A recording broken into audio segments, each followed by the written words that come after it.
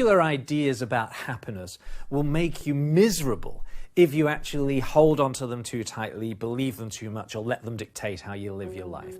And there are three big happiness myths in particular that create this happiness trap. The first is the idea that happiness is the natural state for human beings. You know, if you give human beings food, water, shelter, and loving relationships, they're just gonna naturally be happy. You've probably heard this myth in many, many forms. The reality is that the normal state for a human being is an ever-changing flow of emotions. Emotions are like the weather, continually changing. You wouldn't say the natural state for the weather is a warm spring, sunny afternoon. It's natural in winter that it's going to be colder, in summer it's going to be hotter. And so it is with our emotions. You expect to feel anxious in challenging situations with an uncertain outcome. You expect to feel fear when there's danger or threat present. Now, the second big happiness myth links to the first one, the idea that happiness means feeling good. If you look at most dictionary definitions of happiness, it's described as a state of pleasure or a state of contentment. Well, if this is your notion of happiness, then there's no such thing as lasting happiness. Because how long does a good feeling last?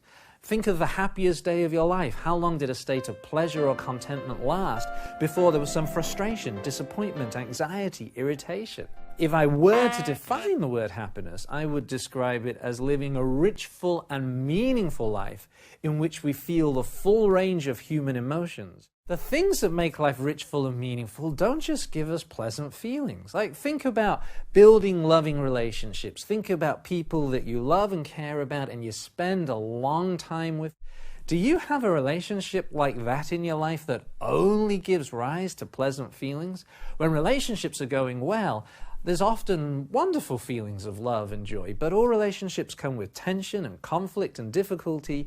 If you're a parent, if you have children, then you know that having kids brings a huge amount of meaning and purpose and fulfillment into your life. But what other feelings does it give you? Now, when I ask this question to audiences at my public workshop, there's a big laugh, and then parents start calling out anxiety, guilt, frustration, anger, rage. You know, it's like amazing how these people that we love so much can arouse such strong, painful emotions in us.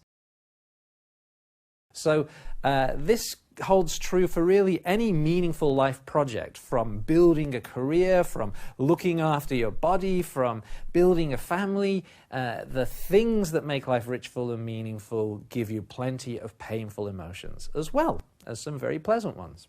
And the third big myth that feeds into the other two is the idea if you're not happy, you're defective.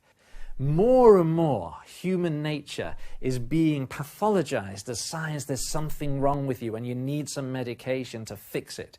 The reality is that if you're not happy, you're normal. Life is difficult. You know, I ask my public workshops, is there anybody here who thinks life is too easy, that needs some more difficulty in their life? Anybody in this room that needs some more pain and suffering? You know, life is hard and challenging. Not always, but a lot of the time it is.